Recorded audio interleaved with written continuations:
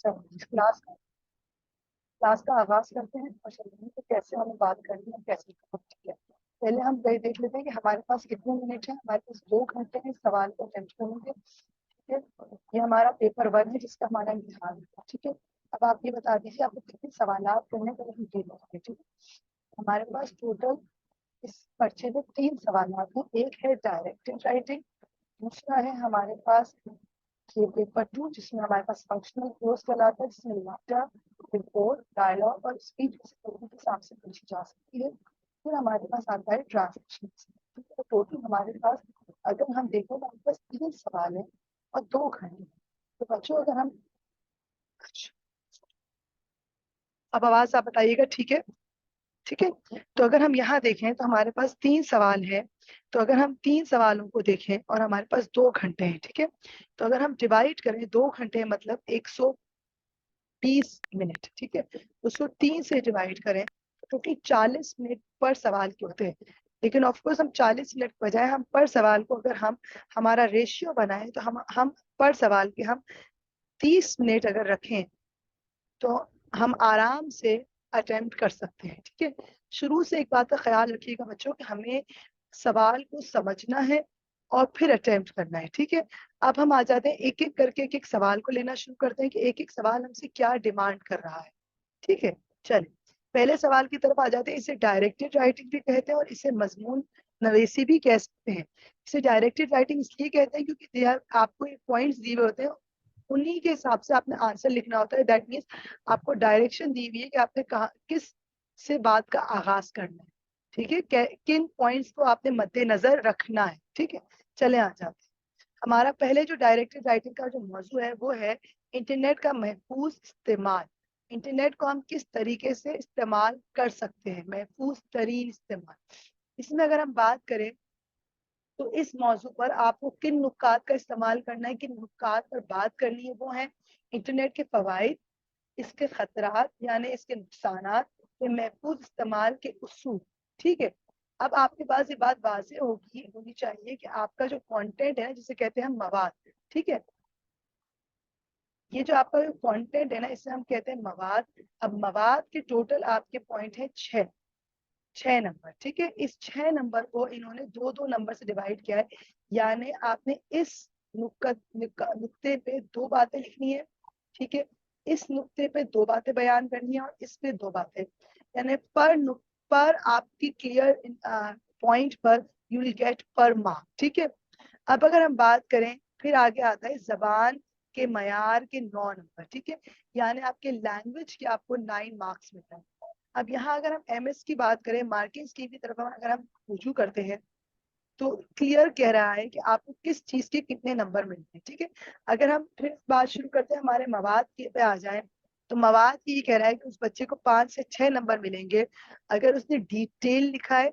यानी नुक्ता सिर्फ ये नहीं देना कि इंटरनेट हमें तालीम में मदद करता है, कैसे करता है ये बताना है, ठीक है। या इंटरनेट हमारी मालूमात में इजाफा करता है तो कैसे करता है ये बताना है। बात को क्लियर, वाजे और टू द पॉइंट रखना है। मैं बारहा मैंने कल भी लास्ट क्लास में बच्चों से कहा था कि आपका जो मौजू होगा, जो भी आप लिखेंगे वो जामे और मुकम्मल होना चाहिए। अगर आपने मेरी यूट्यूब की वीडियो देखी हो, इसी पर रिलेटेड मैंने बनाई थी, जिसमें मैंने इस बात का बारहा इस्तेमाल किया था कि जामे और मुकम्मल होना बहुत जरूरी है। चले फिर हम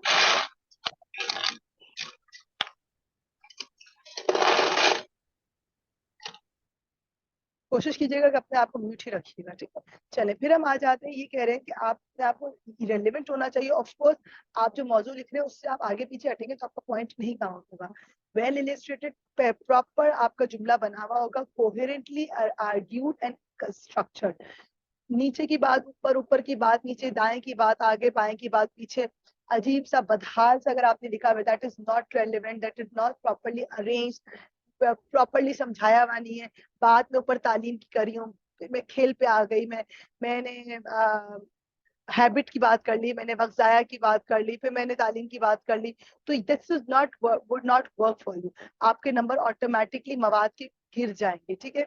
अगर इसी रेफरेंस से अगर हम बात करें, मैं ये चाहूंगी कि मेरे जितने भी बच्चे हैं वो कम अज कम डायरेक्टिव राइटिंग में कंटेंट में 5 या 6 के बैंड में उतरे। क्यों? क्योंकि कंटेंट में 5 या 6 के बैंड में उतरना बहुत ही आसान और बहुत ही समझदारी का काम है।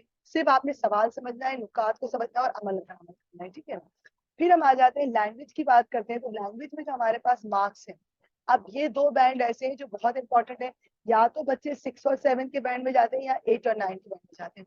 अब जो बच्चे 6 और 7 के बैंड में जाते हैं वो ऐसा क्या करते हैं कि वो 7 के बैंड में नहीं जाते? आए उसको पहले देख लेते हैं। यहाँ देखते हैं कि generally sound grasp of grammar but there are few lapses. बहुत अच्छी ग्रामर है मगर गलतियां कर जाता है। ठीक है, फिर आता है रीड्स रीजनेबली, यानी पढ़ता ध्यान से है। Some attempt of varied vocabulary and sentence pattern. ठीक है, उसकी जो आप उसका जो मौजू है पढ़ने में अच्छा लग रहा है, वोकैबुलरी भी कुछ अच्छी इस्तेमाल की है और सेंटेंस पैटर्न भी अच्छा है। मतलब कहीं ना कहीं उसने कॉम्प्लेक्स सेंटेंस का भी इस्तेमाल किया है। यानी ये वो बच्चा है जो एवरेज बच्चा है, जिसकी ग्रामर भी अच्छी है, ठीक ठीक है, पढ़ने में भी मजा आ रहा है, प्रॉपरली कोहेरेंस भी है, सेंटेंस स्ट्रक्चर भी अच्छा है, वोकैबुलरी भी बार बार एक अल्फाज को इस्तेमाल किया, कुछ आगे पीछे अल्फाज भी उस बच्चे ने इस्तेमाल किए हैं। ठीक है, अब जो बच्चा 8 से 9 नंबर लाता है, यानी सबसे हाईएस्ट बैंड में, वो क्या करता है? वो कॉम्प्लेक्स सेंटेंस का इस्तेमाल करता है, इसकी गलतियां नहीं है, एक्यूरेट है, एक्सटेंसिव वोकैबुलरी यानी बहुत अच्छी अल्फाज का चुनाव, और सेंस ऑफ इडियम, कहीं ना कहीं मुहावरों का भी इस्तेमाल है। ठीक है, यानी अगर आपने मुहावरों का इस्तेमाल किया, रिपीट नहीं किया अपने वर्ड्स, आपकी वोकैबुलरी बहुत अच्छी है, और आपके वर्ड कॉम्प्लेक्स सेंटेंस का इस्तेमाल है। मिस कॉम्प्लेक्स सेंटेंस क्या है? अभी हम सवाल पे जाएंगे तो हम उसको अटेम्प्ट करके आपको कॉम्प्लेक्स सेंटेंस भी समझाएंगे। ठीक है, मैं यहाँ तक समझती हूँ कि ये बात क्लियर होगी कि एमएस आपसे क्या डिमांड करता है मार्किंग की। उम्मीद करती हूँ कि मेरे बच्चे मेजोरिटिकली जो आप मेरा सुन रहे हैं वो आज की क्लास के बाद कंटेंट में तो पूरे नंबर लेंगे, इसके अलावा वो लैंग्वेज में भी कहीं ना कहीं 6, 7, 8, 9 का बैंड, सेकेंड या हाईएस्ट बैंड पे चले जाएंगे। अब सवाल की तरफ आ जाते हैं। ठीक है, तालिब इल्म के लिए इंटरनेट के फवाइद, इसके मुमकिनात खतरात, महफूज इस्तेमाल का इस्तेमाल। ठीक है, अब मिस ये कैसे लिखा जाता है? तरीकाकार इसका बहुत आसान है।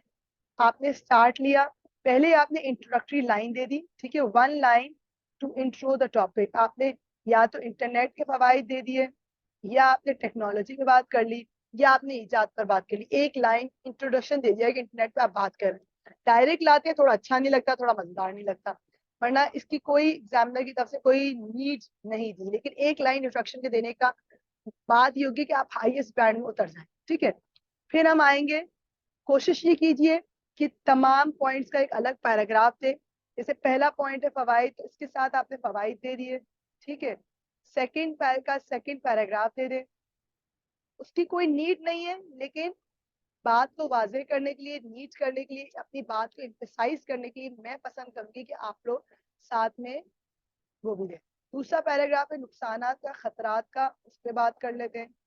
ठीक है, फिर तीसरा पैराग्राफ है कि महफूज तरीन तरीका। ठीक है, इसकी आपने बात की, और इसी के साथ आपने अपना लास्ट लाइन यानी एंडिंग जरूर देनी है।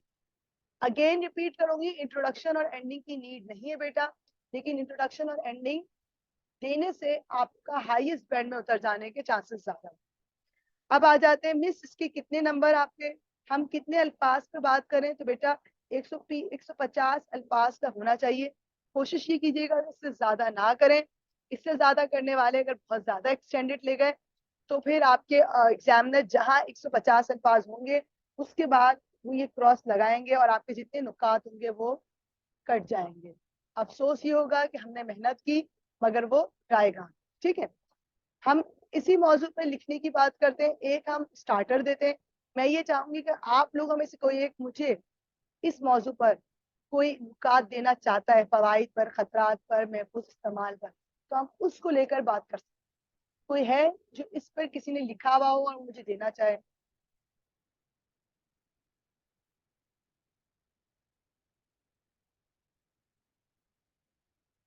2 मिनट का इंतजार करें, कोई बच्चा मुझे देना चाह रहा है।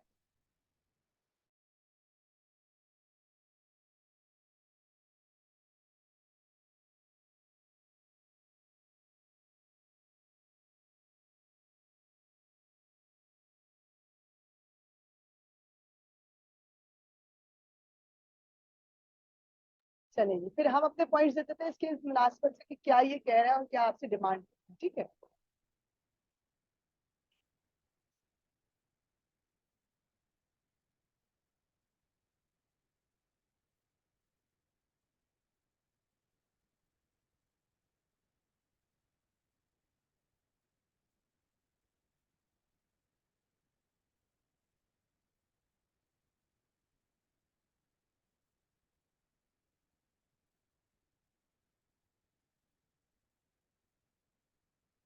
जी जनाब, तो हमारे पास इंटरनेट के दो, मैं इंतजार कर रही थी, एक आध बच्चों को मुझे बस रिप्लाई भी आया मैसेज पे, तो मैंने कंप्यूटर में देख रही थी। तो हम आ जाते हैं हमारे पास दो जो अगर हम फवाइद की बात करें तो सबसे पहला जो फायदा अगर हम यहाँ तहरीर करके हम अपने पॉइंट्स बना लेंगे पेपर के ऊपर, इससे हमें आइडिया, हमें लिखने में आसानी होगी, हमारा जहन क्लियर होगा, ठीक है।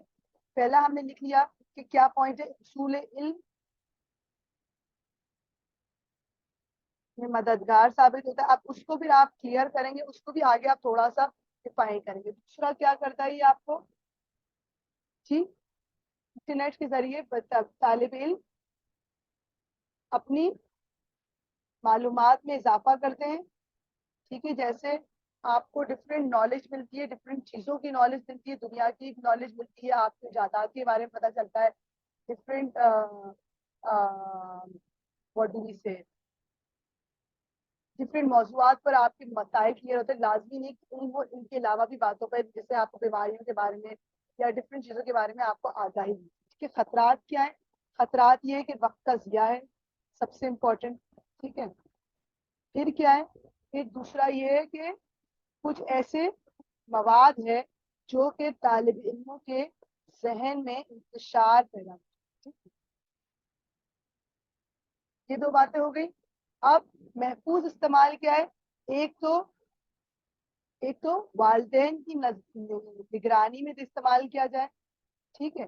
दूसरा ये कि आप तुलबा को इस बात की तालीम दें, इस बात की उनको आगाही दें कि क्या चीज़ गलत है और क्या चीज़ सही है, ताकि वो इससे दूर रहे और उनको समझ आए कि जो मवाद जो गैर तस्दीक शुदा है, या वो मवाद जो इनकी जहनों पर इंतशार पैदा करता है, या वो मवाद जो इनको सीधी राह से दूर करता है, उसको उसकी मुनासिबत से उसको ना देखें, ठीक है। या फिर आप पेरेंट्स ऐसे मवाद पर रेस्ट्रिक्शंस लगा दें, पाबंदी आयद कर दें, ताकि वो ना देख सकें, ठीक है। हर उम्र के बच्चों के हिसाब से मवाद मुख्तलिफ पाया जाता है, और उस मवाद को कैसे आप रेस्ट्रिक्ट करेंगे ये आप पर, वालदेन पर मुनहसर है, ठीक है। ये बातें हो गई। या आप महफूज इस्तेमाल में अगर आप वक्त के ज़ाया पे बात करेंगे तो आप टाइम अलॉट कर दें, ताकि वो चीज़ बच्चा उस वक्त तक, मुतय्यन वक्त तक देखे, उसके बाद वो अपने वक्त का जिया ना करे। यहाँ तक अगर आपके लिए ये बात मुनासिब है और क्लियर है तो मुझे कहिए, मुझे बताइए, फिर हम आगे इसको लिखने के तरीके पर बात करते हैं, ठीक है।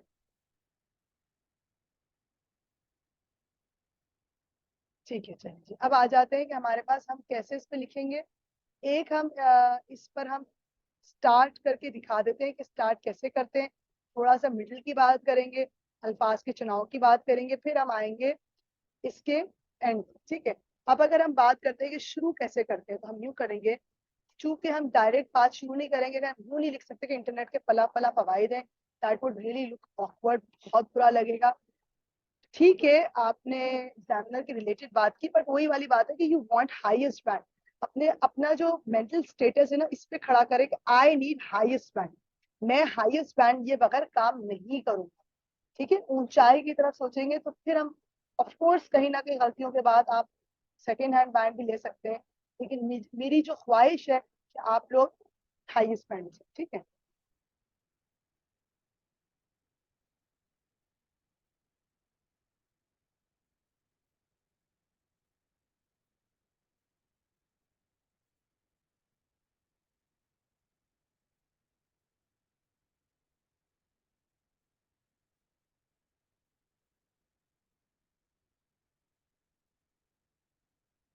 आज टेक्नोलॉजी तरक्की के दौर में इंटरनेट की सहूलत इंसान की दस्तरस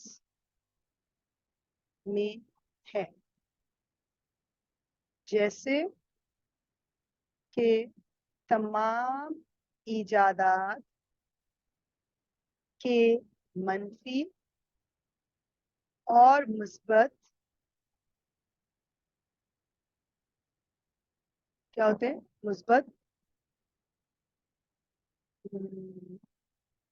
मनफी और मुस्बत अद्वार पाए मुस्बत जाते पहलू। पहलू पहलू पाए जाते हैं। इसी तरह इंटरनेट के भी बहुत से फवाइद हैं। ठीक है, ये तालिबे इल्म पर मुनहसर है कि वो इंटरनेट के जरिए अपनी तालीम में कैसे इसका मुस्बत असर इसका मुस्बत असर डालता या है, ठीक, या रखता है। ठीक है, जैसा आपको मुनासिब हो। फिर हम आएंगे कि इंटरनेट तलबा की उसूल इल्म में मददगार साबित हो सकता है। जैसे सवालात के जवाबात या किसी मौजू पर तहरीर करने के लिए मवाद हासिल करने में मदद कर सकता है। ठीक है, मैंने मिसाल भी दे दी और मैंने हेल्प भी कर दिया। अब आ जाएंगे इंटरनेट मालूमात इल्म का वसी मंबा है। ये एक ऐसा समंदर है, अगर इसमें गौता जनी की जाए तो बेइंतहा फवाइद हासिल किए जा सकते हैं। इससे तुलबा अपनी आइंदा आने वाली जिंदगी के बारे में भी मालूमात हासिल कर सकते हैं। यहाँ तक जो मैंने तहरीर किया वो तमाम उसकी फवाइद दे दिए। ठीक है, एक तो मैंने मालूमात इसके हुसूल इल्म में बता दिया, बहुत इजीली बच्चे कैसे अपने सवालात वगैरह में जवाबात दे सकते हैं। दूसरा, वो मालूमात में भी इजाफा कर सकते हैं। दोनों बातें हैं तो इंटरलिंक, लेकिन चूंकि तालीम के रिलेटेड हमारे पास मेजोरिटिकली इसी तरह की बातें हैं। अब हम इसके नुकसानात पे आ जाएंगे। ठीक है, इसके बरक्स इंटरनेट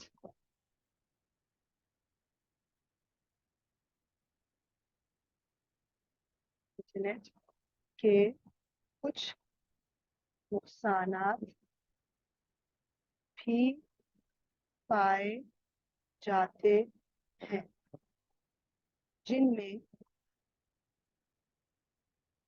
तलबा का इस बेहतरीन इजाद को जायद इस्तेमाल करना, खास तौर पर खेल वगैरह के लिए, जिससे वक्त का ज़िया मुमकिन है। इसके अलावा इंटरनेट पर पाए जाने वाले मुख्तलिफ मवाद, जिससे बच्चों के ज़हन पर असर पड़ता है, उनकी शख्सियत मस होने का खदशा पाया जाता है। ठीक है, यहाँ मैंने इसके नुकसानात भी तहरीर कर दिए। अब आ जाते हैं, अब यहाँ अगर मैंने यहाँ से अगर बात शुरू की है ना, ये इससे आप यहाँ से एक न्यू पैराग्राफ ले सकते थे, लेकिन चूंकि मेरे पास स्पेस कम है यहाँ पर और चूंकि मैं इस पे तहरीर कर रही हूँ तो मैं मुझे थोड़ा सा मुश्किल पेश आती है। आप अलग से पैराग्राफ ले सकते थे। ठीक है, आप एंडिंग पे आ जाएंगे। एंडिंग क्या मांगी इन्होंने हमसे कि महफूज इस्तेमाल के उसूल। ठीक है, अब आ जाते हैं। जिस तरह हर मुश्किल का हल मौजूद है, इसी तरह इंटरनेट के नुकसानात से निपटने के लिए सबसे पहले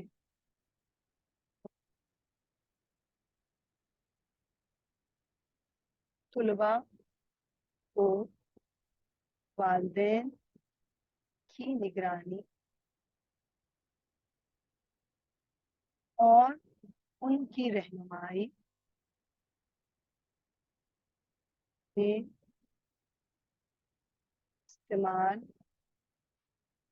करने की इजाज़त दी जानी चाहिए। इसके अलावा या मजीद ये कि बच्चों को इस बात की तालीम दी जाए कि वो महफूज वेबसाइट का इस्तेमाल करें। ठीक,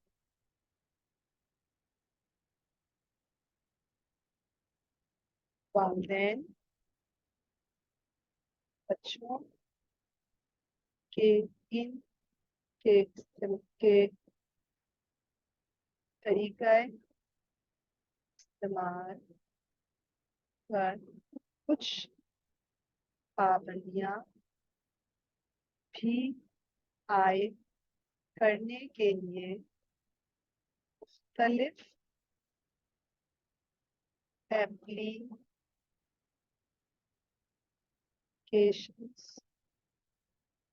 का इस्तेमाल कर सकते हैं, ताकि इस बात को बावर करा सके कि वो इन खतरात से महफूज हैं और इंटरनेट के फवायद हासिल कर पा रहे हैं। ठीक है, ये मैंने इसकी एंडिंग दे दी। अब अल्फाज मिस कितने होने चाहिए, चूंकि मैं आपको समझा रही थी तो इसमें कहीं ना कहीं अल्फाज का इस्तेमाल जायद भी नजर आ रहा है। आप इसको और मुख्तसरन भी लिख सकते हैं, लेकिन मेरे हिसाब से ये परफेक्ट है। अब आ जाते हैं कि इस लैंग्वेज में आपने जो बोला कि कॉम्प्लेक्स सेंटेंस का इस्तेमाल होना चाहिए। अब कॉम्प्लेक्स सेंटेंस क्या है? कॉम्प्लेक्स सेंटेंसेस वो होते हैं जिनको इंग्लिश में अगर हम कहें तो वो होते हैं कोऑर्डिनेट क्लॉजेस ऑफ फ्रेजेस का इस्तेमाल, यानी उनमें कंजंक्शंस और कनेक्टिव्स का इस्तेमाल। अब उर्दू में कंजंक्शंस और कनेक्टिव्स क्या होते हैं? वो होते हैं बल्कि, मगर, अगर, चूंकि, हालांकि, क्योंकि, इसके अलावा, मजीद ये कि, इसके साथ साथ, वगैरह वगैरह। मतलब ये वो है जिनसे आप जुमलों, दो जुमलों को एक साथ इस्तेमाल कर सकते हैं। ठीक है। अब यहाँ अगर देखा जाए तो मैंने तमाम नुकात पर तफसीलन बात करी, उनको प्रॉपरली समझाया और कराया। ठीक है। एक टिप मैं आपको देती चलूं कि आप लोग कैसे अपनी वर्ड लिमिट पर कायम रह सकते हैं। इसका तरीका ये है कि आपने एक सतर तहरीर करी, उसमें आपने अपने वर्ड काउंट किए, फॉर एग्जांपल 10 वर्ड्स है। ठीक है। आपने 120 यानी 12 लाइन के बाद, अल्फाज के बाद आपने एक निशानी लगाई और फिर 150 पे निशानी लगाई। 120 पे आके आपको इस बात का एहसास हो जाएगा कि आपने यहाँ फुल स्टॉप लगाना है, यानी आपने यहाँ से समराइज करना, अपनी बात को मुकम्मल करने की कोशिश शुरू कर देनी है। ठीक है। यहाँ तक बात आपकी क्लियर हो गई। क्या हम अगले सवाल की तरफ चले जाएं? चले, हम अगले सवाल की तरफ जाते हैं। ये सवाल है लेटर, रिपोर्ट, डायलॉग और स्पीच की तरफ जाता है। ठीक है। खत लिखने का पहला सवाल है। खत लिखिए। आपके चचा जान ने आपको अपने मुल्क के एक शहर की सैर कराने की दावत दी है। चचा जान के नाम खत लिखिए। खत के बारे में मेरी एक वीडियो यूट्यूब पर मौजूद है। मैं खत पे इसलिए नहीं जाऊंगी, खत मेजोरिटी बच्चों को लिखना आता है। आज हम सीधा सीधा तमाम तरीके अंदाज पर बात करेंगे कि हमारे पास इसके अलावा डायलॉग है, यानी मुकालमा, रिपोर्ट है और स्पीच है, यानी हमारे पास तीनों पर हमें बात करनी है, इनके तरीका अंदाज पर बात करनी है। इसके अलावा हमें बताना है कि तुलबा इनमें कैसे अच्छे नंबर उठा सकते हैं, यानी हाईएस्ट बैंड में जा सकते हैं। इसकी अगर हम मार्किंग स्कीम की तरफ चले जाएं तो इसकी मार्किंग स्कीम कुछ खास डिफरेंट नहीं है। ये मार्किंग स्कीम हमें कहती है कि आपके कंटेंट के 5 नंबर। ठीक है। वही वाली बात है, 5 नंबर कब लेंगे? जब आप डिटेल में लिखेंगे, रेलिवेंट लिखेंगे, प्रॉपरली सेंटेंस कंस्ट्रक्ट करेंगे, और तो और आपकी एक प्रॉपरली आर्ग्यूमेंट होगी, लाइन से होगी, कोहेरेंट होगी, इधर की बातें नहीं होगी। अब ये बात बहुत क्लियरली कह रहा है आपके साथ कि maximum for contact 3 marks available हैं। ठीक है। एक और बात ये यहाँ से आपसे कहता है कि कंटेंट में आपको कैसे मार्क्स दिए जाते हैं। 5 नंबर, 3 नंबर आपने बात करनी है, जो भी आपको सजेशन या सवाल दिया गया है। 3 पॉइंट्स अलग अलग आप तहरीर करेंगे। ठीक है। जो कि जामे और मुकम्मल होंगे, जिनके आपको 3 नंबर मिलेंगे। प्रॉपर इंट्रोडक्शन का 1 नंबर है और एंडिंग का 1 नंबर है। इस बात का ख्याल रखिएगा कि अगर आपने अपनी, यानी ये बात आपसे बावर करा रहा है कि आपको प्रॉपर स्टार्ट देना है, प्रॉपर एंड देना है। मैंने ये बात मजमून में कही कि जरूरत नहीं, पेश नहीं करेंगे तो कोई मसला नहीं, लेकिन आप करेंगे तो अच्छा लगेगा। लेकिन यहाँ आपको एक नंबर क्लियरली वो दे रहा है, आपने करना है बाय बुक और ग्रुप। खत का स्टार्ट, जैसे खत कैसे लिखते हैं, अगर खत का हम एक बिल्कुल इंट्रोडक्शन दे दें, इधर आ जाते हैं, तो खत पे अगर हम एक हल्का सा बात करते हुए फिर आगे किसी और चीज पे जाएं, तो खत का स्टार्ट क्या होगा? आपने ऊपर जो एड्रेस दिया, ये वैसे इसके नंबर नहीं है, लेकिन फिर भी आपको लिखना है। ठीक है।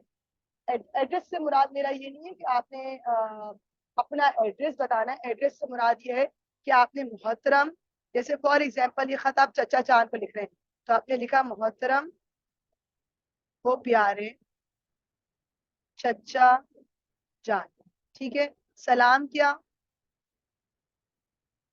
पहला पैराग्राफ लिखा आपने, किसका? इंट्रोडक्शन दिया, आपने उनका हाल अहवाल पूछ लिया, आपने बता दिया कि आपको खत क्यों लिखते हैं। दूसरे पैराग्राफ पे आप आएंगे, जो कि आपकी बॉडी है, मेन इंपॉर्टेंट। सेकंड पैराग्राफ, उसमें आप समझाएंगे कि आपको आपको अपने मुल्क के एक शहर कराने की दावत दी, आपके चचा जान ने आपको बुलाया है और आपने पसंदीदा शहर के बारे में बताएंगे कि आप वहां क्यों जाना चाहते हैं। 3 reasons are important for this question, hell important, नहीं देंगे तो नंबर कट जाएंगे, ठीक है। फिर आप एंडिंग पे आ जाएंगे, एंडिंग कैसे होगी, चाचा जान का शुक्रिया अदा करें, अगले खत का इंतजार करें, दुआएं दें, सलाम करें, अल्लाह हाफ़िज़, फिर फकत वस्सलाम अले बेत जी, ठीक है जनाब। ये इसका तरीका अंदाज है। अगर इस लिहाज से कोई सवाल है किसी के पास तो मुझसे पूछ ले, वरना हम रिपोर्ट पे और डायलॉग की तरफ जाएंगे।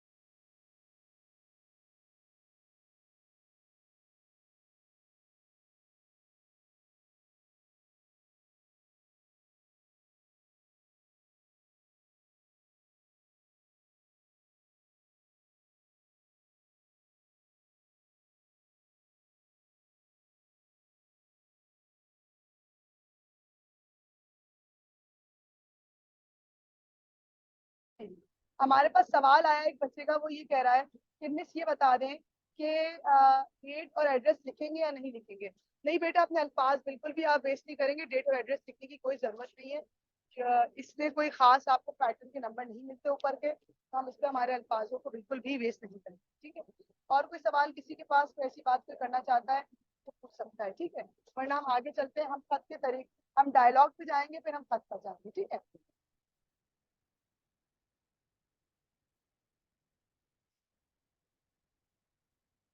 रिपोर्ट भी हमें बताना है कि रिपोर्ट कैसे लिखते हैं। पहले हम डायलॉग पे आ जाते हैं कि डायलॉग हम कैसे तहरीर करेंगे। डायलॉग लिखने के कुछ सीधा सीधा पॉइंट्स है हमारे पास।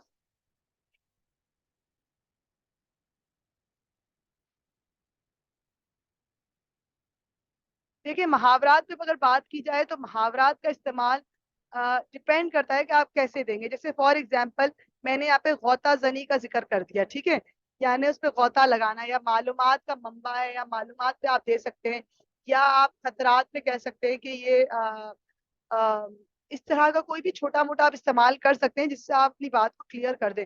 वैसे it's not something very specific, लेकिन अगर आप ईडीएम का जितना इस्तेमाल करेंगे इतना आपके लिए फायदा होगा, इस अंदाज से कि ये आपको एक्स्ट्रा मार्क देखा जाएगा, ठीक है। टॉपिक से रिलेटेड आप मुहावरात को देख सकते हैं और कर सकते हैं। इधर इस टॉपिक पे मेरे जहन में सिर्फ इस वक्त यही मौजूद था, तो जो मैंने आपको बता दिया।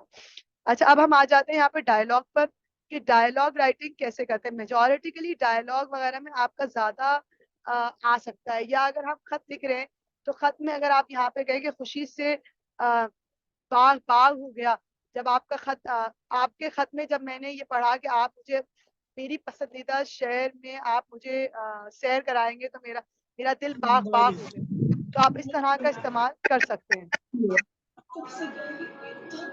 ढाबे पे भूख ठीक है, लगी। चले जी, हम अगले पे आ जाते हैं कि डायलॉग कैसे तहरीर कर सकते हैं। डायलॉग हमेशा याद रखिएगा कि दो अफराद पर मुश्तमिल होता है। अगर आपसे सवाल किया जाए, फॉर एग्जाम्पल अगर मैं मेरे सामने एक सवाल रखती हूँ कि एक सवाल बहुत आया है कि वालदेन को मोबाइल के इस्तेमाल पर, या वालदेन से आप गाड़ी चलाने के लिए आप एक वो लें, राजी करें वालदेन को, ठीक है। तो इस पे अगर हम बात करें तो वालदेन का अगर जिक्र आता है तो आप दोनों वालदेन को लेकर ना आए। इस बेहतर ये है कि आप वालदा से बात करें या वालिद साहब से बात करें, उनको समझाने की और रजामंद करने की कोशिश करें। अच्छा, ये जरूरी नहीं है कि अगर आपसे ये कहा जाए कि उसको आप रजामंद करने की कोशिश करें तो आप उसमें रजामंदी ही जाहिर करें। आप कहीं ना कहीं या तो बच्चा रजामंद हो जाए या वालिदैन रजामंद हो जाए, या कहीं ना कहीं आप ये भी कह सकते हैं कि वालिदा कहेगी अच्छा मैं वालिद साहब से बात करके बताऊंगी, उस पर भी आप एंड कर सकते हैं।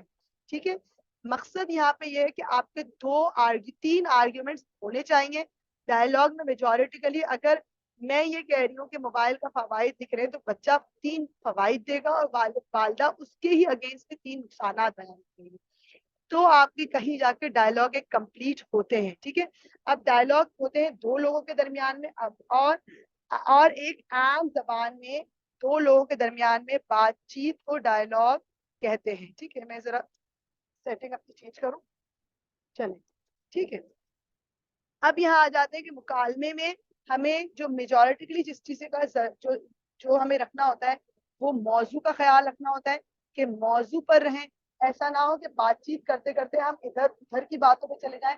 बहुत ज्यादा बहुत ज्यादा मुख्तसर डायलॉग भी ना हो कि बच्चे कहते हैं मिस हम कितने डायलॉग लिखे। बेटा, गिनती डायलॉग की नहीं है, बात है कंटेंट की, मवाद की, कितने होने चाहिए। और और बहुत ज्यादा तवील भी नहीं होने चाहिए, लेकिन ऐसे डायलॉग हो जिनमें आपके कॉम्प्लेक्स सेंटेंसेस का इस्तेमाल नजर आए, यानी दरमियाने हो जिनमें आप बात कर रहे हो, अपनी दलाइल पेश कर रहे हो। ठीक है, फिर उसके बाद आपका कोशिश ये करें कि जब आप डायलॉग लिख रहे हो तो आप रुमूज औकाफ का भी इस्तेमाल करें, यानी आपका जब डायलॉग एंड हो जाए तो full stop, question mark, exclamatory mark का भी इस्तेमाल हो। माना कि इसके नंबर नहीं है लेकिन पढ़ने वाले को अच्छा लगे। जब आपको हाईएस्ट बैंड की बात की जाती है तो उसमें बहुत क्लियरली एग्जामिनर कह रहा है कि it is best to read, readable होना चाहिए, अच्छा लगे पढ़ के। ठीक है, फिर आपने आसान और सादा जबान में तहरीर करना है और रिपीटेटिव वर्ड्स ना हो, रिपीटेटिव पॉइंट्स ना हो। आपने बात रिपीट करके आप ये समझे कि आपने अल्फाज के काउंट को रिपीट कर लिया तो दैट इज रॉन्ग। आपको कितने अल्फाज पे तहरीर करना है ये आप ये देख ले और इस बात को गौर कीजिएगा। 200 अल्फाज का होना चाहिए। 5 नंबर कंटेंट के, 15 नंबर क्वालिटी ऑफ लैंग्वेज के। ठीक है, अब अगर हम एक मौजू उठा लें तो उस पर अगर हम बात करना पसंद करें तो कौन सा मौजू है जिस पर आप बात करना पसंद करेंगे। चले हम कोई पुराना पेपर ही निकाल लेते हैं, जिसमें से कोई सवाल निकाल लेते हैं। अगर मैं गलत नहीं हूँ तो 2019 नवंबर में एक आया था मुकालमा, उसको हम देख लेते हैं। ठीक है, सवाल मेरे सामने नहीं है लेकिन सवाल मेरे पास अनसॉल्व बुक में से उसको से सवाल कॉपी करके यहाँ पे लिखिए, तो फिर हम उस पर बात करेंगे। ठीक है, चले। सवाल कह रहा है कि आप अपने वालिदैन को इस बात पर राजी करें कि वो पालतू जानवर रख लें। ठीक है, आप अपने घर में पालतू जानवर रखना चाहते हैं मगर आपके वालिदैन इस बात पर राजी हैं। चलिए, अगर हम इसकी इब्तिदा करें तो हम कैसे करेंगे, आ जाएं। सबसे पहले मेरे वही वाली बात की ये सोच लें कि आपने किसके साथ बात करनी है। तो मैंने सोच लिया कि मैं ये मुकालमा रखूंगी बाप और बेटे के दरमियान में। ठीक है, चले। अब आप फिर पहले ये भी सोच लें कि आपने कौन सा जानवर रखना है। ठीक है, आपने जानवर कुत्ता रखना है, बिल्ली रखनी है, तोता रखना है, कौन सा रखना है। मैं यहाँ बात करूंगी कुत्ते की। अब देखते हैं उस पर हम कैसे बात करते हैं।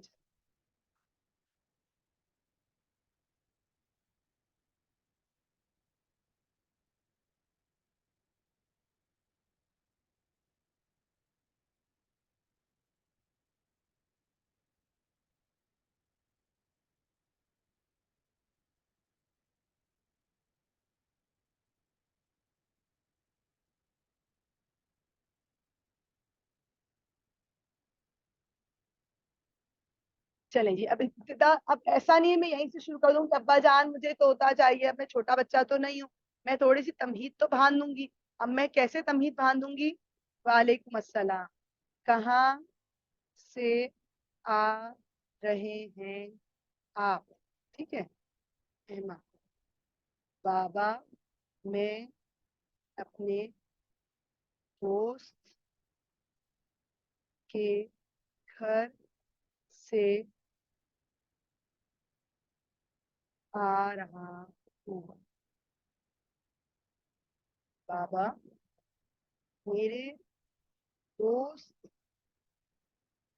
नाम देना चाहे तो दे दें, जैसे मैं दे रही हूँ, उमर के पास एक बहुत अच्छी नस्ल का कुत्ता है जो वो किसी को देना चाह रहा है। इस सिलसिले में मेरी ख्वाहिश है कि मैं उसको रख। आप ये बात जानते हैं कि मुझे कुत्ते बहुत पसंद हैं। ठीक है, मैंने मेरी बात का आगाज किया। देखिए मैंने कैसे बहुत मुख्तसरन इस बात का आगाज किया कि किस तरीके से मुझे लिखना चाहिए। ये बात वाज़ेह रहे कि बेटा जब आप लिख रहे होते हैं तो डायरेक्ट बात पे जाते हैं, बहुत तूल नहीं देते। आप थके हुए हैं, आपको पानी ला दूं, आपको खाना ला दूं, आपका ऑफिस कैसा रहा, आप क्या करेंगे, आप खाने में क्या पसंद करेंगे, अच्छा खाना अच्छा लगा, इधर उधर की नहीं हाँकते। आपकी वर्ड लिमिट पे आपने रहना होता है, क्योंकि वर्ड लिमिट आपके बहुत बहुत बहुत इंपॉर्टेंट है बेटा। ठीक है, मैंने बात का आगाज किया, मैंने प्रॉपरली अपनी टू द पॉइंट आ गई कि मेरी क्या डिमांड है। ठीक है, अब मैं आ जाती हूँ यहाँ पर बाबा पर, कि बाबा क्या कहते हैं। ठीक है, अब तौजीहात पर बात कर लूंगी। मेरी पहली तौजी हो गई यहाँ पर कि मुझे कुत्ते पसंद है, इसलिए मैं कुत्ते रखना चाहती हूँ। ये मेरी पहला रीजन हो गया। अब फादर इस रिलेटेड में क्या सामने रिस्पॉन्स देते हैं, इस पर बात करते हैं। ठीक है, बात ये है बेटा, दरअसल मुझे तुम्हारे शौक का बखूबी अंदाजा है, मगर कुत्ता एक नापाक जानवर है। हमारे घर में सब नमाजी हैं। ठीक है, ये हो गई बात।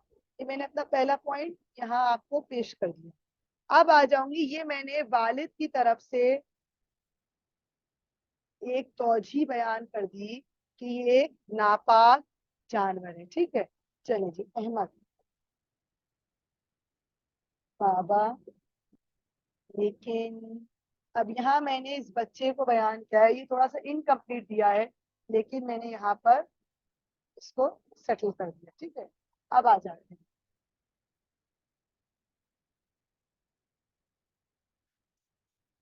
लेकिन क्या हम थे को हमारे घर के सहन में नहीं रख सकते? मैं वादा करता हूँ इसे घर के अंदर दाखिल नहीं करूंगा। चले जी, यहाँ चूंकि जो बाप ने जो तौजी बयान की थी, उसकी बेटे ने सामने तौजी दे दी।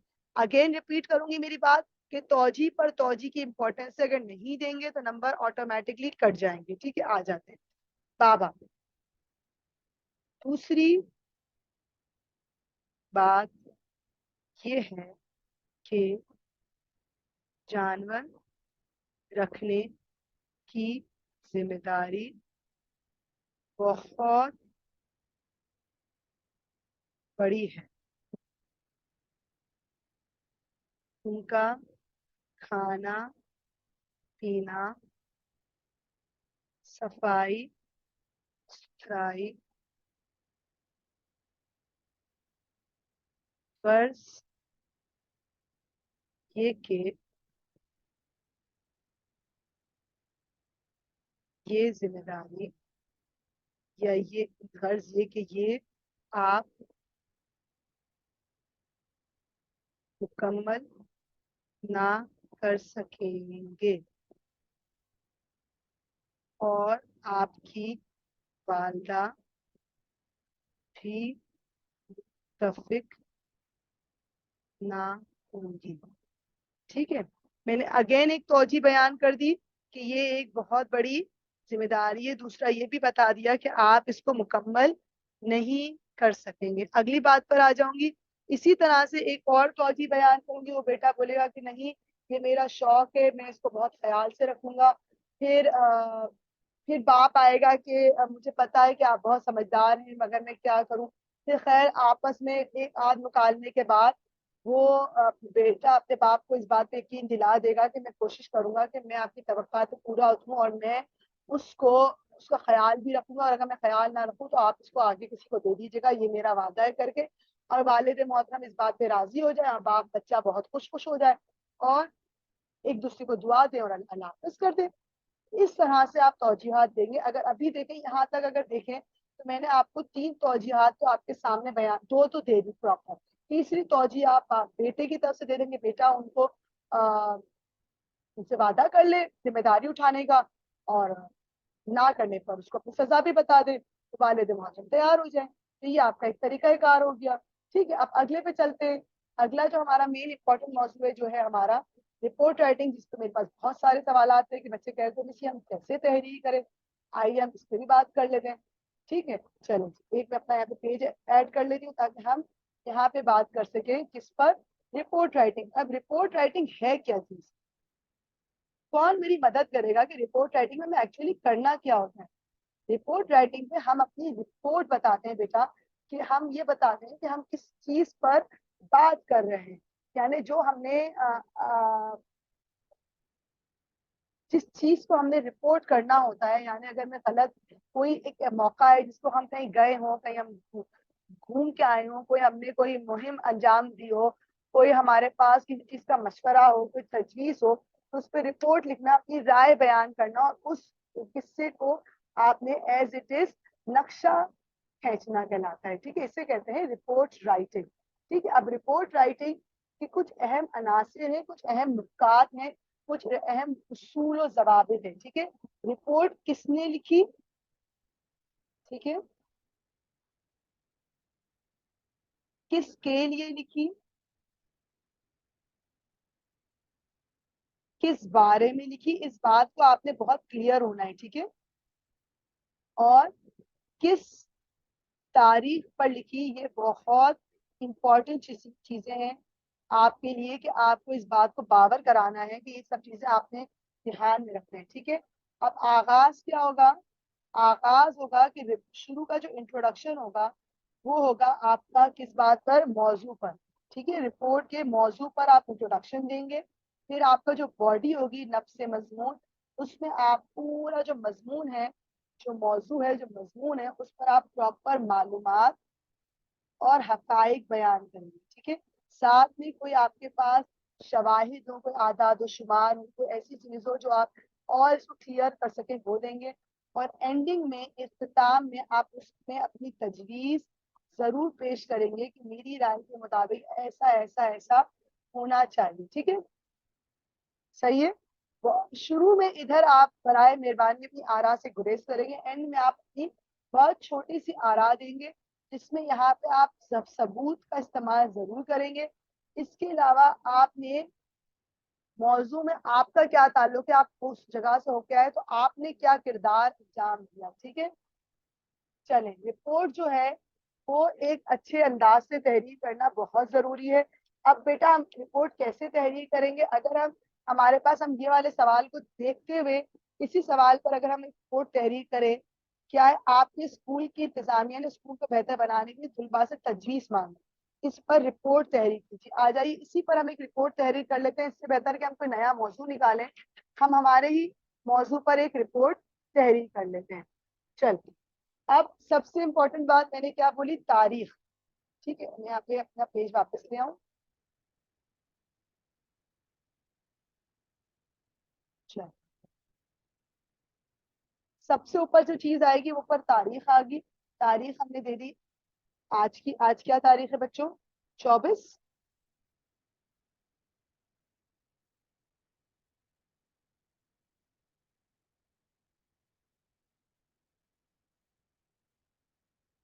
ठीक है, यहाँ तक ठीक है बात? ठीक है, अब आपने अपना नाम यहाँ दे दें या नीचे दे दें, बात देखिए। ठीक है, फिर आ जाओ। आपके हुक्म के मुताबिक।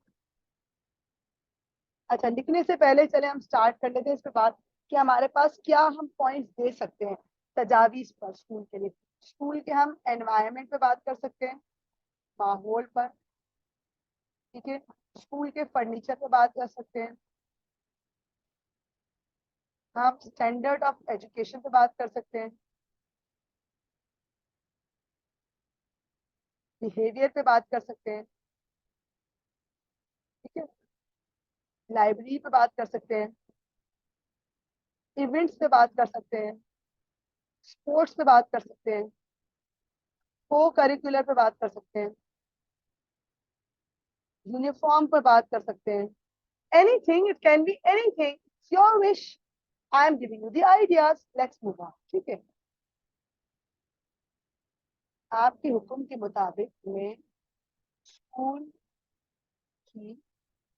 अब इसमें आप यूं लिख सकते हैं कि मैं बहुत खुश गुजार हूँ कि आपने हमसे ये तजवीज तलब की और इसके लिए मैं आपके लिए चंद तजावीज लेकर आया हूँ। ये आपके ऊपर है। I am moving on direct because I have a lot to speak. Okay, मुताबिक मैं स्कूल की बेहतरी के लिए चंद तजावीज आपके सामने पेश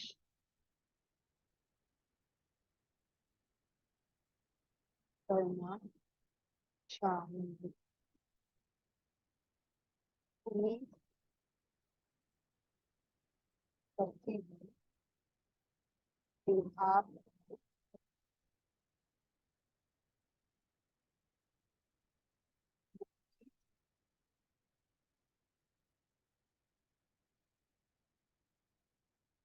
आपके लिए मुफीद लगेंगे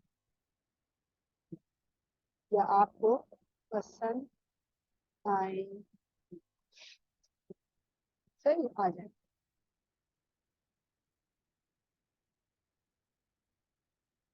सबसे पहले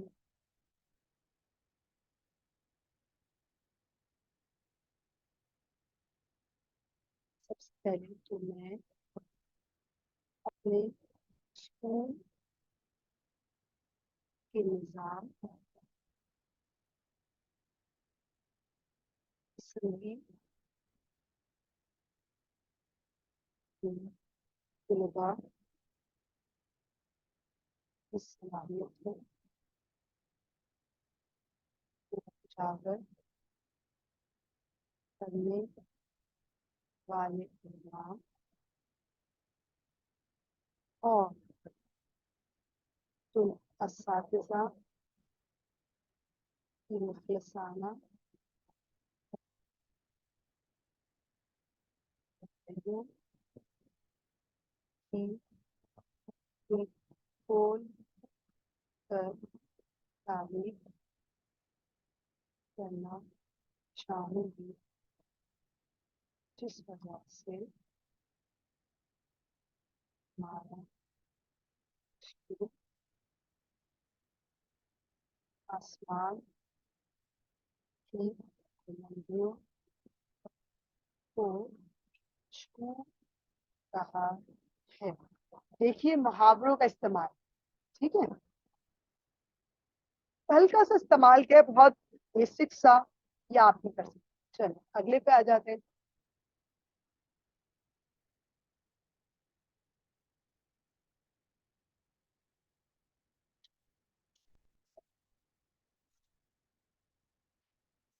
सबसे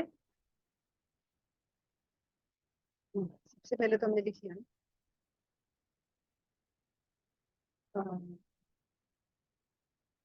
तुलबा के लिए मैदान जिसमें वो खेलने से नहीं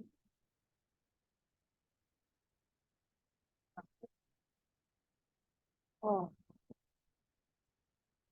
रवैयों में दोस्ती ला सकते हैं। बड़ी नियत का शामिल है। इसके अलावा नज्म सब बर्दाश्त खाता। ठीक है, मैंने पहला पॉइंट दे दिया। मैंने क्या दे दिया कि तुलबा के लिए जो मैदान है खेल का वो बड़ी अहमियत का हामिल है। ठीक है, अब आ जाते हैं दूसरा पॉइंट में दे रही हूँ। क्या दे रही हूँ? इसके अलावा लाइब्रेरी में कुतुब का इजाफा जरूरी है। नई और मुनफरिद कुतुब की मौजूदगी हम सब को कुतुब से शगफ दिलवा सकती है। ठीक है,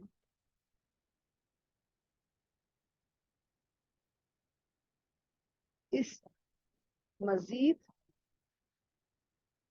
ये के खेलों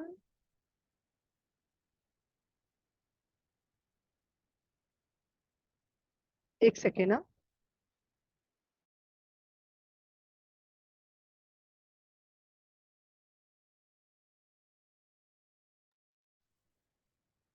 इसके अलावा मजीद ये के खेलों के मैदान में बेहतरीन कोच मुयस्सर होने चाहिए जो कि तुलबा को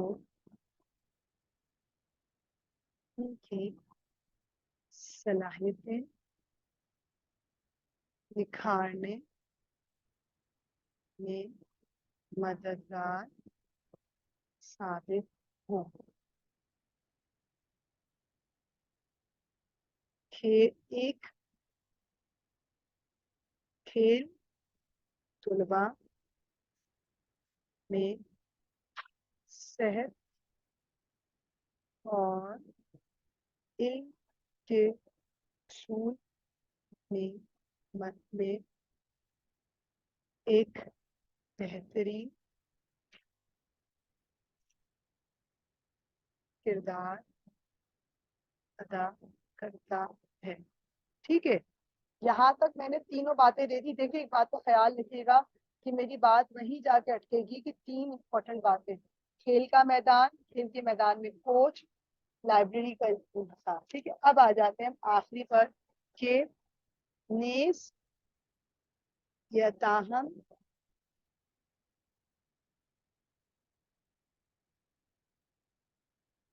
एंडिंग कैसे देंगे? एंडिंग क्या मांगी इन्होंने हमसे? ठीक, ताहम इन सब सहूलतों के साथ साथ अगर मुमकिन हो तो फीस में मजीद इजाफा ना लाया जाए ताकि वो तुलबा जो मुश्किल दौर से गुजर रहे हैं वो बआसानी इल्म हासिल कर सके। ठीक है, फिर हम आ जाएंगे मेरी नाकिस अकल के मुताबिक आपको ये तजावीज पेश की हैं, आप उनसे मुत्तफिक हैं, मेरे ख्याल में बहुत कुछ मजीद बेहतर हो सकता है, आपका ये मौका देने का शुक्रिया। अले बे जी। सही जनाब, यहाँ तक बात क्लियर है या इस पे मजीद बात की जाए? बताइए, एक और मिसाल की दी जाए या ये भी ठीक है आपके हिसाब से? चलें अगले पे चलें। जो मेन पॉइंट है जो बच्चे अक्सर मुझसे मांगते हैं वो है तकरीर, उस पर बात कर लें। तकरीर कैसे लिखते हैं मिस, तकरीर में क्या इंपॉर्टेंट बात है, तकरीर का कोई मौजू समझा। चलिए हम अगला पेपर देख लेते हैं। हमने नवंबर का जो पेपर देखा था उसमें क्या तकरीर मौजूद थी, आइए देख लेते हैं। अगर है तो उसी को हम निपटा लेंगे, मतलब कर लेंगे। ठीक।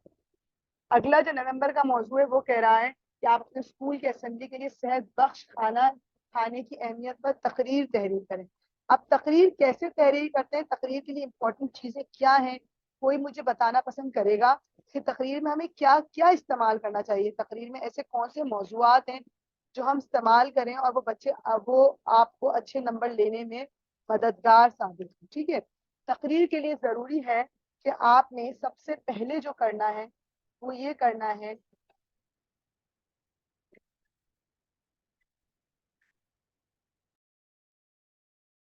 एक सेकंड दीजिएगा, आपको क्या मेरी आवाज आ रही है? मुझे पहले ही क्लियर कर दें, ठीक है, क्योंकि मैंने अपनी वो हटा लिया है, माइक्रोफोन हटा लिया है। ठीक है, अगर हम तकरीर की बात करें तो तकरीर में अगर हम आ जाते हैं तो तकरीर में सबसे इम्पोर्टेंट बात अगेन ये कि मौजू क्लियर होना चाहिए। अगर आपका मौजू क्लियर नहीं है, आपने मौजू नहीं समझा, अगर आप रेलिवेंट नहीं लिख रहे तो आप अपने नंबर खुद अपने हाथों से खो देंगे। ठीक है, तकरीर में जो अल्फाज का चुनाव होता है वो बहुत फॉर्मल होता है, इनफॉर्मल अल्फाज का इस्तेमाल आप बिल्कुल भी तहरीर नहीं करेंगे। इसके अलावा आपके जो नुकात हैं वो बहुत क्लियर होने चाहिए। इसके अलावा आपके अल्फाज बहुत फॉर्मल और आदाब और तमीज़ और तहजीब का इस्तेमाल होना चाहिए।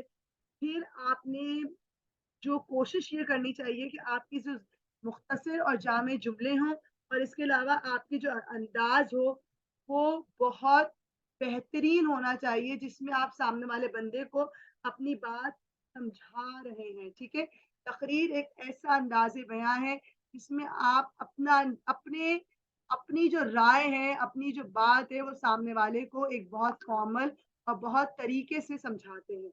आइए हम एक तकरीर के मौजू मौजू का हम तहरीर करके देख लेते हैं आज, फिर हमें अंदाजा हो जाएगा कि हम तकरीर कैसे लिखेंगे। फिर आखिरी हमारे पास ट्रांसलेशन हो जाएगा। उम्मीद करती हूँ ट्रांसलेशन तो आप लोग सब कर लेते होंगे, लेकिन ट्रांसलेशन पे छोटी छोटी टिप्स में आपको देकर हम अपनी बात को एंड पर लेकर आएंगे। अब अगर हमारे पास एक तकरीर है कि आप अपने स्कूल में एक तकरीर पेश कर रहे हैं, टॉपिक है सेहत बख्श खाना खाने की अहमियत। ठीक है, अब इस पे अगर हम ये है हमारा 2018 का विंटर का पेपर है। ठीक है, उसमें से मैंने मौजू निकाला है। सबसे पहले हमारा जो स्टार्ट होगा वो हमेशा याद रखिएगा, वो यूं होता है, जनाब बेसदर कौमा मोहतरम असातिज़ा कराम और मेरे साथियों, या आप साथ में प्यारे भी लगा सकते हैं। ठीक है, अस्सलाम वालेकुम, ये आपकी इब्तिदा होती है, हमेशा याद रखिएगा। इसमें आप जिससे मुखातिब कर रहे हैं, क्योंकि ये स्कूल की असेंबली में था, उसमें आपके प्रिंसिपल साहिब भी आ सकते हैं, असातिज़ा कराम, साथी, अजीज, मेरे हम जमात, इस तरह के तमाम अल्फाज का आप इस्तेमाल कर सकते हैं। ठीक है, अब आप लिखेंगे आज मुझे जिस मौजू पर अपने पर इजहार करने का मौका फराहम किया गया है वो है सेहत बख्श खाने की अहमियत। ठीक है, अब ये आपकी इब्तिदा हो गई। इब्तिदा का 1 नंबर आपके लिए तोहफे में दिया जा चुका है, इसको अब आप ऐसे कर सकते हैं। ठीक है, 1 सेकंड दीजिएगा।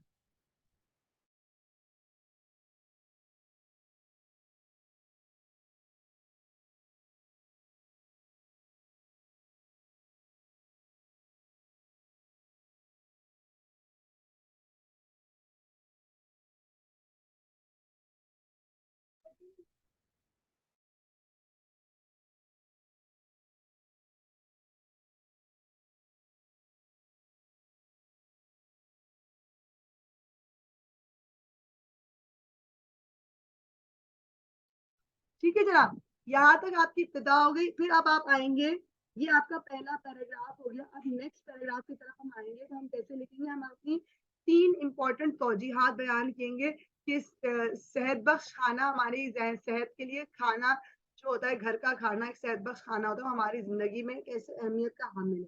ठीक है, अब हम आएंगे दरअसल ग़िज़ा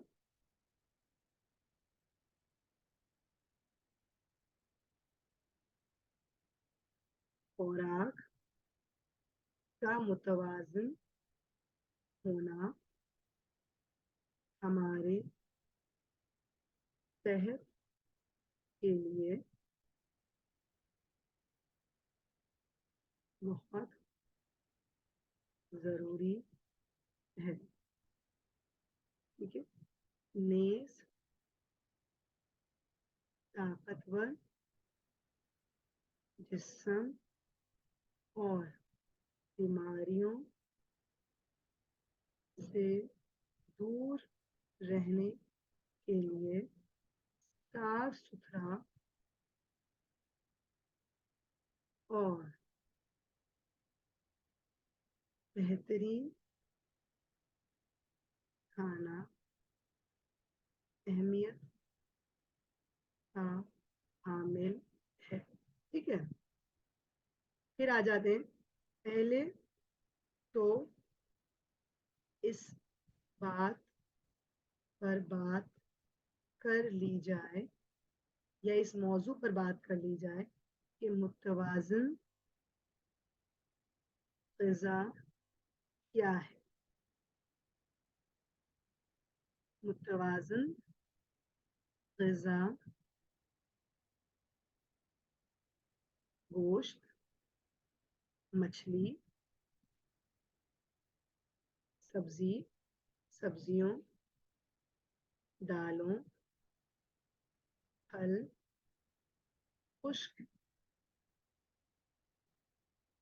मेवाजात पर मुश्तमिल है। ठीक है, ये मैंने इब्तिदा दे दी, पहली मैंने बात कर दी। अब मैं आगे आऊंगी, इस तरीके से आप तमाम बात करेंगे। फिर आप ये बयान करेंगे कि परवरदिगार ने इंसान को अक्ल और समझ अता की है ताकि वो अपनी सेहत की बका के लिए, अपने इंसान की सलामती के लिए क्या करे बेटा, वो अच्छे और साफ ग़िज़ा का एहतमाम करे।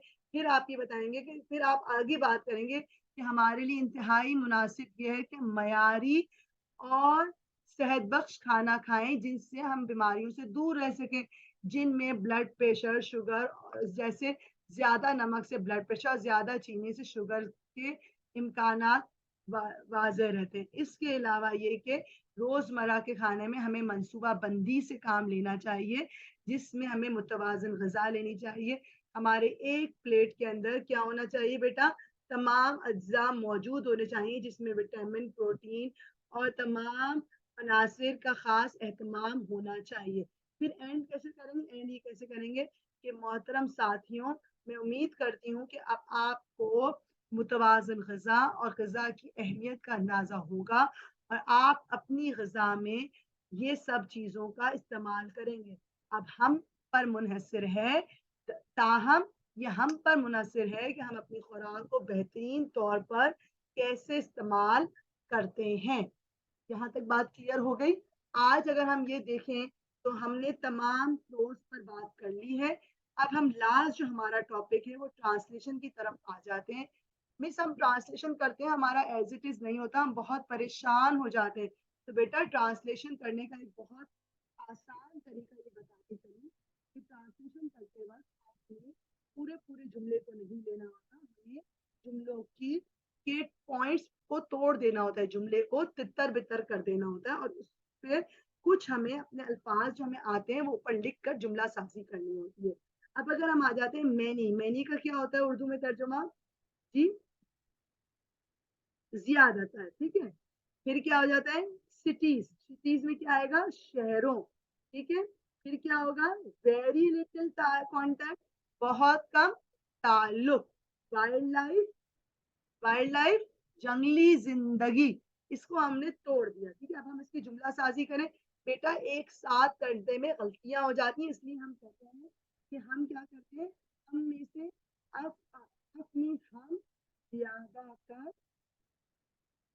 ठीक है। सिटीज शहरी, शहरों में, ठीक है। फिर वेरी लिटिल बहुत कम ताल्लुक, वाइल्ड लाइफ जंगली जिंदगी, ठीक है जनाब। इसकी तरफ हम आ गए। अब हम आ जाते हैं इसको हम कैसे में सब हम इसको जुमला कैसे बनाएं। बेटा जुमला आप बनाएंगे सेंस पैदा करेंगे, हम यूं लिखेंगे हम में से ज्यादातर लोग, ठीक है, कहाँ रहते हैं लोगों की, शहरों, लिविंग शहरों में रिहाइश पजीर होने के सबब, ठीक है, होने से जंगली जिंदगी से बहुत कम ताल्लुक रखते हैं, ठीक है। यहाँ तक बात क्लियर हो गई, हमने कैसे किया। वी मे हैव अ पेट, अब देखो यहाँ आ जाओ, वी मे हैव अ पेट, मे से क्या होगा हो सकता है, रख सकते हैं, पाल सकते हैं, जुमले में चेंज आएगा, सकते में आ जाएगा, ठीक है। पेट पालतू जानवर, जैसे यहाँ पे आ जाएगा जैसे कुत्ता, बिल्ली या तोता, ठीक है। फिर हम यूं जुमले को कैसे बनाएंगे, हम कह सकते हैं हम पालतू जानवर जैसे कुत्ता, बिल्ली या तोता भी पाल सकते हैं, ठीक है। क्या करा बेटा मैंने इसको ब्रेक डाउन किया। ब्रेक डाउन कैसे किया मैंने इसको, मैंने ऐसे ब्रेक डाउन किया इसको, ठीक है। अब हम आगे आते हैं हाउ एवर। अब हाउ एवर का क्या होता है उर्दू, बेटा ज्यादातर हाउ एवर उर्दू होता है वो होता है, ठीक है। ऐसे अल्फाज आपने याद करने पड़ते हैं, how ever, more over, but, if, although, हो, दीज आर द वर्ड्स, इनको आपने इवन और अकॉर्डिंग टू और वेन एवर जब भी, वॉट एवर जो भी, वेर एवर जहां भी, ये सब अल्फाज आपने सोच देखने होते हैं कि हम कैसे इस्तेमाल करें और कहाँ इस्तेमाल करें, ठीक है। We really don't see any many wild creatures unless they are unwanted ones such as mosquitoes, flies और, अब ये बहुत बड़ा जुमला है मिस, हम इसको कैसे करेंगे।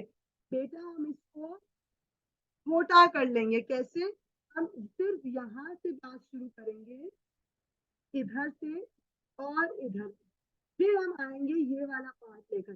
बेटा बहुत बड़े जुमले को ब्रेक डाउन करने की कोशिश करना, तोड़ने की कोशिश करना, वरना आप इसमें से कोई पॉइंट छोड़ देंगे, ठीक है। हम पहला पैराग्राफ इसका करेंगे, 2 पैराग्राफ नीचे के आप मुझे करके भेजेंगे, मैं आपके चेक करूंगी, ठीक है।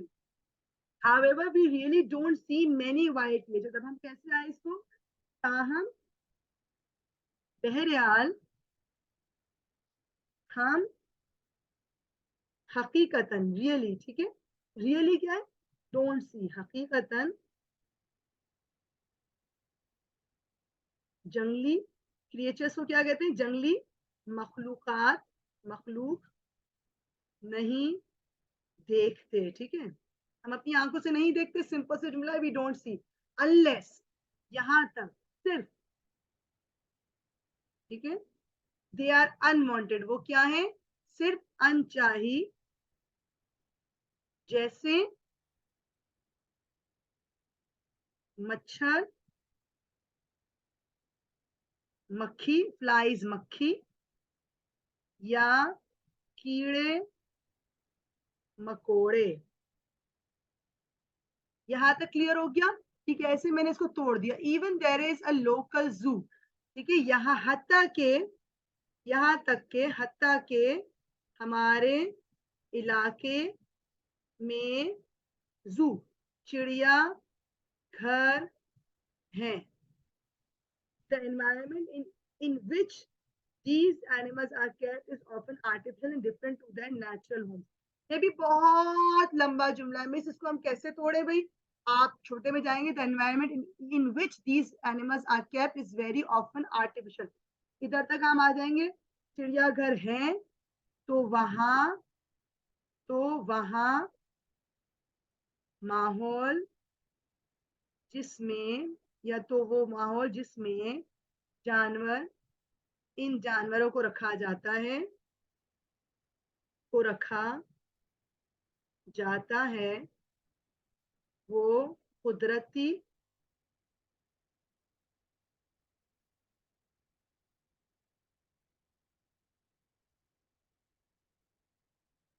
वो मसनूई, बहुत, अलॉट का वर्ड यूज है, ठीक है, बहुत मसनूई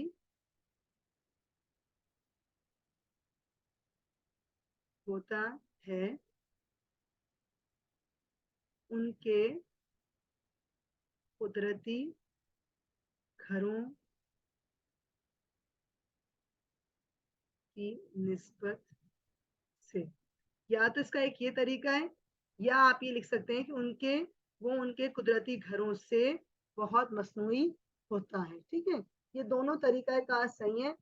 कहने का ये मकसद है कि you have to break down the passages, okay, kindly be clear. उसके ऊपर इस तरीके से अल्फाज लिखिए अपना तर्जुमे के, फिर आप उनको ज्वाइन करिए ताकि आप आराम से उसको अटेम्प्ट कर सकें, ठीक है। ट्रांसलेशन का मेन तरीका कार क्या है? सबसे पहले you will translate the words, okay, number one. Number two, try to break the sentences, then number three, join them, ठीक है। कभी भी एक साथ बड़े बड़े जुमलों को करने की कोशिश ना करें, आप गलती से कोई एक पार्ट छोड़ देंगे, ठीक है। आज की क्लास का यहाँ इख्तिताम करते हैं। अगर आपको कोई भी मसला हो, मुझे व्हाट्सएप के जरिए मालूम कर सकते हैं। मैं आप लोगों के साथ कोशिश करूंगी कि साथ रहूं और आपको समझा सकूं। अभी इसका इख्तिताम करते हैं। अल्लाह हाफिज।